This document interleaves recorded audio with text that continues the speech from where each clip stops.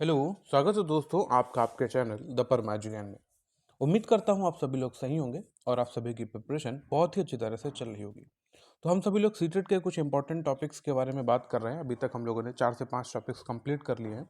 जिन लोगों ने उन वीडियोस को नहीं देखा है, जीन प्याजे, वाइगोस्की, कोहलबर्ग, ब्लूम की टेक्सोनॉमी, वो सभी मैंने जो 4 टॉपिक कराए हुए हैं उनमें से 110% आपके 8 से 10 नंबर बन ही जाएंगे, क्योंकि वहाँ से क्वेश्चंस आते ही आते हैं। वो पेडागोजिकल सेक्शन में भी पूछ लेते हैं या किसी भी तरह से वो क्वेश्चन वहाँ से आते हैं, तो आप उन क्लासेस को भी देख लीजिए।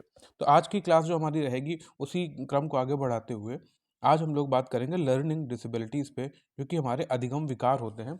बच्चों में जो प्रॉब्लम्स होती हैं पढ़ने लिखने या समझ से संबंधित, उन पे हम लोग बात करेंगे। और ये इंपॉर्टेंट टॉपिक है, यहाँ से 110% 2 से 3 क्वेश्चन आते ही आते हैं। डायरेक्टली वो फुल फॉर्म्स के टाइम टर्म्स में पूछ लेते हैं, क्योंकि जो अभी इससे पहले एग्ज़ाम हुआ है वो CBT mode, computer based most exam हुआ है।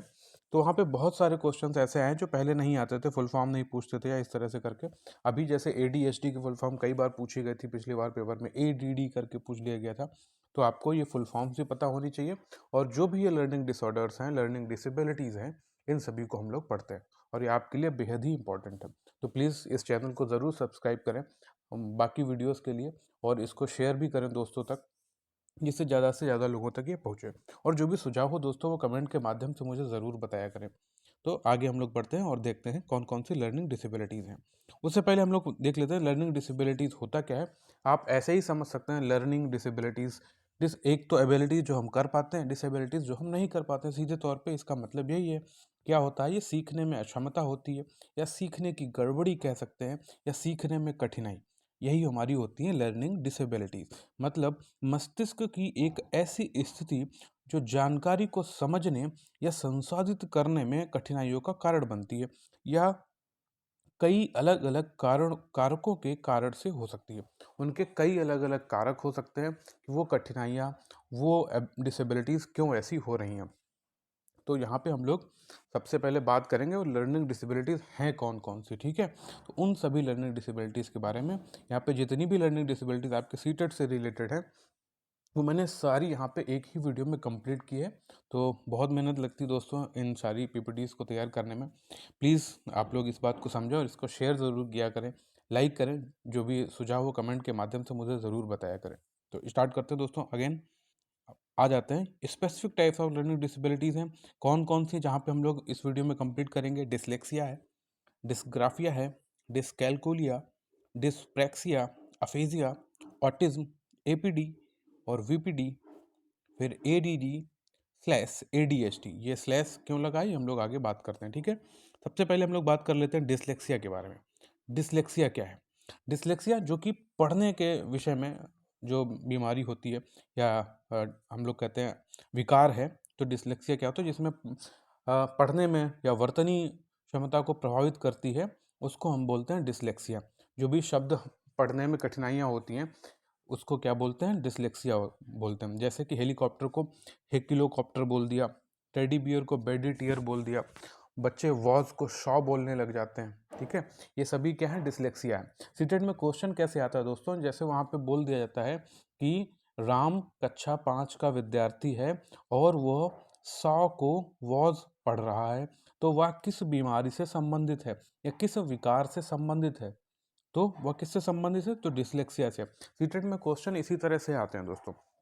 आपको देखिए एक बात यहाँ पे समझा दूँ, पेडागोजिकल क्वेश्चन इसी तरह से वो बनाते हैं। पेडागोजी का मतलब क्या होता है, आपकी समझ। तो आपकी समझ, आपने ये तो पढ़ लिया डिसलेक्सिया होता क्या है, फिर वहाँ पे डायरेक्टली ये नहीं देते हैं कि हो सकता कि ये दे दें कि पढ़ने के जो विकार होते हैं वो क्या होता है। इस तरह से ना दे करके वो इस तरह से क्वेश्चन भी फ्रेम करते हैं, जैसे कि राम इस वाक्य को इस तरह से पढ़ता, जैसे उसने वॉज को सौ पढ़ दिया, तो वह किस विकार से संबंधित है, तो वह डिसलेक्सिया से। क्योंकि डिसलेक्सिया में ही क्या होता है, हम जो अक्षर होते हैं, वर्तनी होते हैं, वो इधर उधर कर देते हैं।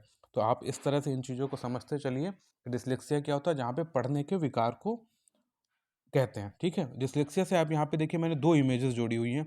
एक जिसमें कि आपने देखा होगा तारे जमी पे जो मूवी है, जिसमें कि ये एक्टर है जिसका नाम ईशान होता है, तो रियल नाम इसका कुछ और है, दर्शिल शाफरी करके है शायद। वहाँ पे आपने देखा होगा इसको भी पढ़ने की प्रॉब्लम होती है। जब ये क्लास में जाता था, टीचर जो भी बोलते थे, तो अक्षर जो है उड़ते हुए इसको दिखाई देते थे, यहाँ पे मैंने ये दूसरी इमेज भी बनाई हुई है उड़ते हुए अक्षरों की। ऐसे ही तो वो किस बीमारी से ग्रसित होता है, वो डिसलेक्सिया से ग्रसित होता है। तो ऐसा आमतौर पर आप देख पाते होंगे जो छोटे बच्चे हैं, क्योंकि अभी तो आप सभी लोग टीचर हैं, तो जब छोटे बच्चे इस तरह से हरकतें करते हैं तो आप समझ सकते हैं वो किस चीज़ से ग्रसित है, वो डिसलेक्सिया से। इनके सुधार की भी चीज़ें होती है, बट यहाँ पे उसकी बात करने की आवश्यकता है नहीं। जब आपके एग्जाम्स हो जाएंगे तो मैं पूरा एक एक डिसऑर्डर को, इनको कॉजेज़ क्या हैं, तो उन सारे पे बात करेंगे। अभी सिर्फ इतना समझिए ये कारण क्या होता है, ठीक है। तो डिसलेक्सिया, जिसमें क्या पढ़ने पढ़ने से संबंधित विकार होते हैं, उसको हम क्या बोलते हैं, डिसलेक्सिया बोलते हैं। नेक्स्ट आ जाती है डिस्ग्राफिया। ग्राफिया का मतलब होता है, ये लिखने से संबंधित होता है, और याद करने के लिए आपको बस एक चीज़ यहाँ पे याद रखनी पड़ेगी। यहाँ पे ग्राफ करके आ रहा है टर्म, तो ग्राफ किस लिए यूज होता है, जब ग्राफ की अगर बात होती है, आपने देखा होगा ग्राफ हम बनाते हैं किस पे, कॉपी पे जब ग्राफ बनाएंगे तो मतलब उसको लिखते हैं। तो ग्राफ से हम, आप समझ जाइएगा, आपके लिए निमोनिक्स ये रहेगा, ग्राफ से जैसे ही वहाँ पे ग्राफ आ जाए तो लिखने से संबंधित जो भी बात आ जाए वो ग्राफ में आ जाएगी, ठीक है। स्पेलिंग हो गया, हस्तलेखन हो गया, बच्चा ठीक से लिख नहीं पाता, लिखावट ठीक नहीं हो पाती, ये किस में है, ये बात करते हैं डिस्ग्राफिया में। तो आपने डिसलेक्सिया पढ़ा जहाँ पे पठन से संबंधित मतलब रीडिंग डिसेबिलिटीज है, डिस्ग्राफिया राइटिंग डिसेबिलिटीज है जहाँ पे हम लिख नहीं पाते। जैसे आप देखिए यहाँ पे मैंने इमेजेस भी ड्रॉ किया, आप इस इमेज से जरूर, जैसे यहाँ पे लिखा हुआ UVWXYZ, बच्चा क्या लिखता है, UVW को M लिख देता है, X को भी गलत से बना, जैसे यहाँ पे हैप्पी लिखा हुआ है बट इसने P किस तरह से बनाए हुए हैं, Y किस तरह से बनाए हुए हैं। तो ये सब क्या है, आप यहाँ से रिलेट कर पा रहे होंगे। बहुत सारे ऐसे टीचर्स होंगे जो कि होम ट्यूशन भी बच्चों को देते होंगे, छोटे बच्चों को देते होंगे, या आप भी इस चीज़ से रिलेट कर पा रहे होंगे कि बच्चे इस तरह से लिखते हैं। अगर बच्चे इस तरह से वो लिख रहे हैं तो आप समझिए वो किससे ग्रसित हैं, वो डिस्ग्राफिया से ग्रसित हैं। बट हमारी सोसाइटी में इन सारी चीज़ों को लोग मानते नहीं हैं और उसको यही कहते हैं कि बच्चा छोटा है, बाद में चीज़ें हो जाएंगी। बट वो किस चीज़ का लक्षण है, वो डिस्ग्राफिया का लक्षण है, या बच्चा जो है डिस्ग्राफिक है। अगर किसी पेरेंट से बोल देंगे कि आपका बच्चा अभी डिसेबिलिटीज़ में है तो वो नाराज़ हो जाता है। बट यही चीज़ हम लोगों को समझने की ज़रूरत है जब आप एज ए टीचर पहुँचेंगे। इसीलिए टीचरों को साइकोलॉजी पढ़ाई जाती है। क्यों? साइकोलॉजी में ही ये सारी चीज़ें आती हैं, मनोविज्ञान में ये सारी चीज़ें आती हैं, बाल विकास में ये सारी चीज़ें आती हैं, उसमें ही हम सारी चीज़ें पढ़ते हैं। जब बच्चा ऐसा लिखता है तो उसके बहुत सारे कारण बताए गए, बहुत सारे सुधार के तरीके बताए गए, उन पर भी आगे बात करेंगे। फिर मैं यही कहूँगा, अभी हम लोग सिर्फ और सिर्फ उन लक्षण, उन अधिगम अक्षमता विकार के बारे में ही पढ़ते हैं। इनके लक्षण क्या हैं वो आगे और करके पढ़ेंगे वीडियोस में। अभी इतना ही देखते हैं। डिसलेक्सिया में क्या, पठन से संबंधित reading disorder, dysgraphia writing disabilities, और इसके बाद आपका आ जाता है, देखिए इस वाली इमेज से आप तो बहुत ही अच्छी तरह से इत्तेफाक रख पाएंगे।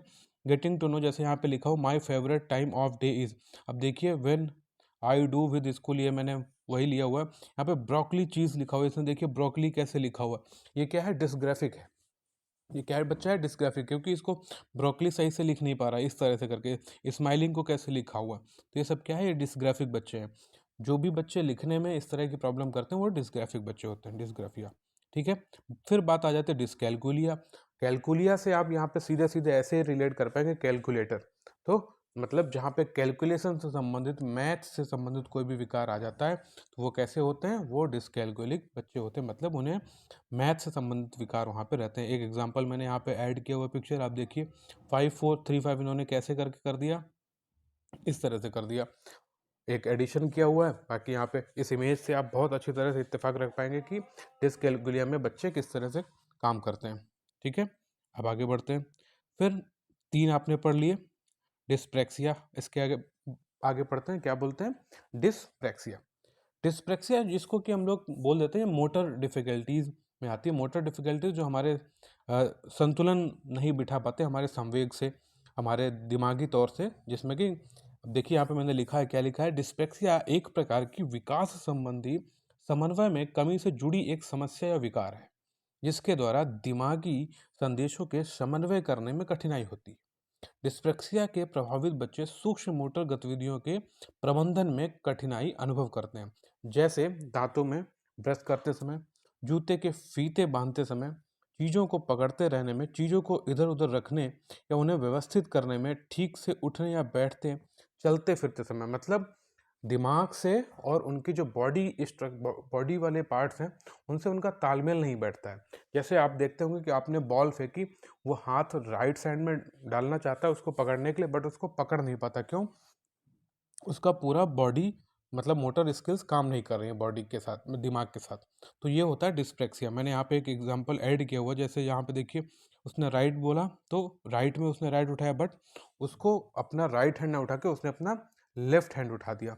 तो ये क्या है, डिस्ग्राफिक बच्चे हैं। जैसे बहुत सारे बच्चे आपने देखो अपने शूज़ नहीं बांध पाते हैं, क्यों? वो इस चीज़ को समझ ही नहीं पाते, अपने दिमाग से इस चीज़ को बिठा ही नहीं पाते हैं कि वहाँ पे कैसे करके वो काम करेंगे। तो जो कुछ ऐसे बच्चे होते हैं वो होते हैं डिस्ग्राफिया में आते हैं। और वहाँ पे क्वेश्चन कैसे आता है, इसी तरह से क्वेश्चन आ जाता है आपके मैथ से रिलेटेड, लिखने से रिलेटेड और डिसलेक्सिया पढ़ने से रिलेटेड, कि वहाँ पे थ्योरीज में क्वेश्चन दे दिया जाता है कि एक बच्चा जो कि 2+2=5 लिख रहा है, वह विकार कौन से विकार से संबंधित है। अब आपको पता है 2+2=5 अगर वो लिख रहा है तो किससे संबंधित है, तो डिसकैलकुलिया से संबंधित है। अगर कोई बच्चा अपने संवेगों के साथ शारीरिक काम करने में असमर्थ है तो वो किससे संबंधित है, तो अफेजिया से संबंधित, सॉरी डिस्प्रेक्सिया से संबंधित है। क्लियर है? अब आगे बढ़ते हैं दोस्तों। अब आ जाता है अफेजिया। अफेजिया क्या होता है, जिसको हिंदी में वाचाघात भी बोलते हैं। क्या बोलते हैं? वाचाघात। इसमें क्या होता है, बच्चे को कम्युनिकेट करने में समस्या होती है। मतलब बच्चा जो है आधे अधूरे शब्द बोलता है, ठीक है, छोटे शब्द या अधूरे वाक्य बोलने लग जाता है, किसी के मतलब के शब्दों का प्रयोग ना करना, कुछ भी बोलता है। आप सीधे सीधे मैंने यहाँ पे एक लाइन ऊपर वाली जो लिखी हुई है, जिससे पीड़ित व्यक्ति को कम्युनिकेट करने में काफ़ी समस्या होती है। कम्युनिकेट ये इंग्लिश वर्ड है, तो यहाँ पे कम्युनिकेट का मतलब होता है हम किसी से वार्तालाप नहीं कर पाते हैं, इस तरह से ऐसे शब्द बोलते हैं जिसका कोई अर्थ ही नहीं होता है। तो अफेजिया है, कुछ भी बोल रहा है बच्चा, लोग समझ नहीं पा रहे हैं, तो किस में आ जाता है, वो अफेजिया में आ जाता है। जैसे यहाँ पे एक बच्चा है, वो ये सोच रहा है आई वॉन्ट एन, अब देखिए एप्पल वो सोच रहा है, बट वो बोल क्या रहा है किसी को नहीं पता है, ठीक है, उसके दिमाग में ये चीज़ है बट वो बोल क्या रहे किसी को नहीं पता है। जो ऐसे बच्चे होते हैं जो कि साफ तौर पे अपनी बातें कह नहीं पाते हैं, या उनकी बातें कोई समझ नहीं पाता है, कम्युनिकेट नहीं कर पाते हैं, चीज़ों को बात नहीं कर पाते हैं, तो वो किससे संबंधित होते हैं, वो अफेजिया से संबंधित होते हैं। क्लियर है दोस्तों?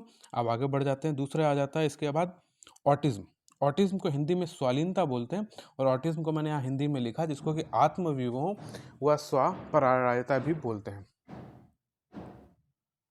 तो ऑटिज्म क्या है? स्वालीनता, मस्तिष्क के विकास के दौरान होने वाला विकार जो व्यक्ति के सामाजिक व्यवहार और संपर्क को प्रभावित करता है। अब देखिए क्या, जो कि व्यक्ति के सामाजिक व्यवहार और संपर्क को प्रभावित करता है, स्वपरायणता मतलब स्वालीनता। तो इससे प्रभावित व्यक्ति सीमित और दोहराव युक्त व्यवहार करता है, जैसे कि एक ही काम को बार बार दोहराने लगता है। उसमें वो क्या होता है, ऑटिज्म से रिलेटेड वो बच्चे होते हैं जो कि इस तरह से वर्क करते हैं। यहाँ पे मैंने एग्जांपल भी आपको दिया हुआ है, इन बच्चों को देखिए। यहाँ पे क्या, बच्चों को लगातार खतरों को नज़रअंदाज करते रह जाते हैं, खिलौनों को एक लाइन में सजाना, मतलब वो अपने में ही रहते हैं, किसी से मतलब नहीं, ज़्यादातर अकेले ही खेलते रहते हैं। ऐसे बच्चे किससे ग्रसित होते हैं, वो ऑटिज्म से होते हैं। पंजों के बल चलने लगाते हैं, जो भी चीज़ें एक्टिविटीज़ करते हैं वो खुद में ही करते हैं, हद से ज़्यादा जिद्दी होते हैं, चीज़ों को बार बार घुमाने लगते हैं। जब आप ऐसी सारी एक्टिविटीज़ देखेंगे बच्चों में, तो वो क्या है, ऑटिज्म से रिलेटेड बच्चे होते हैं, ऑटिज्म से ग्रसित होते हैं। जैसे गुमसुम बैठे रहते हैं, चुप बैठे रहते हैं, तो वो किससे ग्रसित हैं, वो ऑटिज्म से ग्रसित हैं बच्चे, उन्हें ऑटिज्म का विकार आया हुआ है। तो आगे जब मैं वीडियो बनाऊंगा एक एक विकार पे पूरा, इनके लक्षण कैसे होते हैं क्या, इस पे आप, ये पढ़ने वाली चीज़ें हैं, समझने वाली चीज़ें हैं, क्योंकि हमारे सोसाइटी में इन सारी चीज़ों को लोग ज़्यादा ध्यान नहीं देते हैं। तो इसको समझने की ज़रूरत है, क्योंकि हमारे घर में भी ऐसा बच्चा होता है और हम उसे समझ नहीं पाते हैं। क्यों? कहीं ना कहीं वो डिसलेक्सिक होता है, डिस्ग्राफिया से रिलेटेड होता है, या ऑटिज्म से रिलेटेड बच्चे होते हैं, और हम उसको अच्छा ट्रीटमेंट नहीं करा पाते हैं। किसी साइकेट्रिस्ट के पास हमको लेके जाना चाहिए, स्पेशल जो एजुकेटर होते हैं इसके लिए उनके पास लेके जाना चाहिए, बट हम लोग उस चीज़ के अभाव में, और बच्चा वो उसकी जो विकार होते हैं और वो बढ़ते चले जाते हैं। ठीक है, ये तो बात हो गई आपकी ऑटिज्म की। ऑटिज्म में क्या होता है, बच्चा क्या, खुद से ही बात करने लग जाता है, आप ऐसे समझिए। इस तरह के बच्चे जो होते हैं, गुमसुम रहते हैं, चुप पड़े रहते हैं, वो क्या होते हैं, ऑटिज्म से रिलेटेड होते हैं। नेक्स्ट पढ़ लेते हैं हम लोग। नेक्स्ट आ जाता है आपका एपीडी। अब यहाँ पे आपको मैं एक बात बताऊंगा, यहाँ से रिलेटेड आपके लिए सबसे इम्पॉर्टेंट है आगे, अभी यहाँ से आगे जो भी जितने मैं बताऊँगा इनकी सभी की फुल फॉर्म आप अपने नोट्स में ज़रूर बना लीजिए, क्योंकि पिछले जो एग्जाम्स हुए वहाँ से फुल फॉर्म से रिलेटेड क्वेश्चंस बहुत आए हैं। जैसे एडीडी का फुल फॉर्म पूछ लिया गया, एडीएचडी की फुल फॉर्म क्या है ये पूछ लिया गया। तो ये सभी फुल फॉर्म आप लिख लीजिए, यहाँ से रिलेटेड क्वेश्चन आपके आते रहते, पिछली बार बहुत आए थे, इस बार भी आने की संभावना रहेगी, क्योंकि ज़्यादा समय तक एग्जाम चलता है। तो अब ये क्वेश्चन लाएंगे कहाँ से, तो इस तरह से ही क्वेश्चन फ्रेम होंगे। तो एपीडी की फुल फॉर्म क्या है? Auditory processing disorder. ठीक है, हिंदी में क्या बोलते हैं इसको? श्रवण प्रसंस्करण विकार। तो इंग्लिश में पहले एपीडी देख लीजिए, इसकी फुल फॉर्म क्या होती है?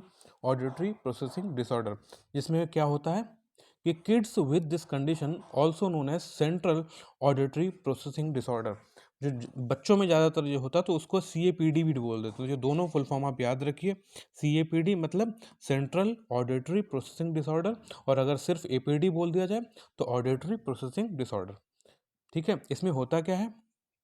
Can't understand what they here in the same way others kids do. मतलब जो जो सही बच्चे हैं, मतलब जिनमें कोई विकार नहीं, वो कुछ बातों को सुनते हैं, वो सेम चीज़ वो उस चीज़ को सुनने में असमर्थ होते हैं। Because this is because their ears and brains don't fully coordinate. मतलब उनके सुनने की क्षमता और उनके मानसिक चीज़ में उनमें इतना सामंजस्य नहीं होता है कि उन चीज़ों को सही तरह से सुन पाएँ। तो ये हो जाता है एपीडी वाले में। एपीडी बच्चे क्या होते हैं? ध्वनि के बीच के सूक्ष्म मतभेदों को नहीं पहचानते हैं। जो भी बात बोली गई, क्या बात बोली गई, वो उसको समझ नहीं पा रहे हैं। ठीक है, सुन नहीं पा रहे हैं, समझ नहीं पा रहे हैं, तो उन दोनों का तालमेल नहीं हो पाता। जैसे यहाँ पे एक लास्ट में मैंने लिखा हुआ है, समान ध्वनि वाले शब्दों की गलत वर्तनी करने लग जाते हैं। जैसे शब्द बोला गया थ्रो या थ्री बोला तो उन्हें फ्री समझ आया, जॉब बोला तो जॉब समझ आया, बैच बोला तो बैच समझ में आया। तो ये किससे ग्रसित है? ये एपीडी है, ऑडिटरी प्रोसेसिंग डिसऑर्डर। यहाँ पे प्रोसेसिंग की बात करी गई दोस्तों, आप समझ सकते हैं ना। ऑडिटरी प्रोसेसिंग मतलब जो भी सुनने से संबंधित विकार होने लग जाते हैं वो ऑडिटरी में आ जाता है। इसी तरह से सेम आपका आ जाता है विजुअल, मतलब विजुअल प्रोसेसिंग डिसऑर्डर, वीपीडी। इसकी फुल फॉर्म आप याद रखिएगा। इसमें क्या इशू होता है? Issue with the way the brain processing visual information. मतलब उसे दिख रहा है दिमाग की तौर पर और दिखने के तौर पर वो सामंजस्य नहीं बिठा पाता है। यहाँ पे देखिए, फुटबॉल पे मारना भी चाहेगा मगर वो मार नहीं पाता है अपना पैर।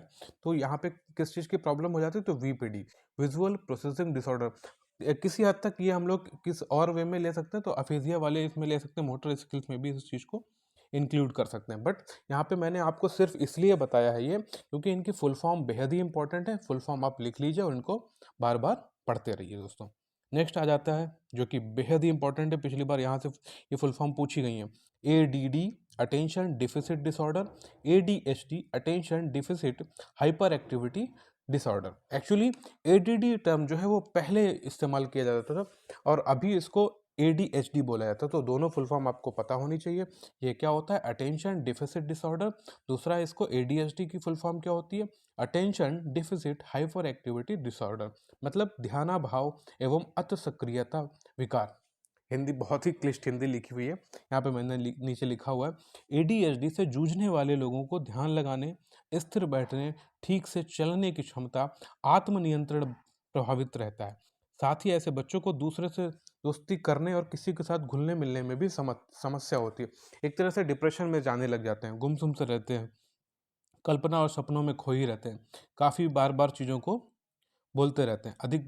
बहुत अधिक बोलना या बिल्कुल ना बोलना, इस तरह के बच्चे जो रहते हैं वो किससे ग्रसित होते हैं? एडीएचडी से।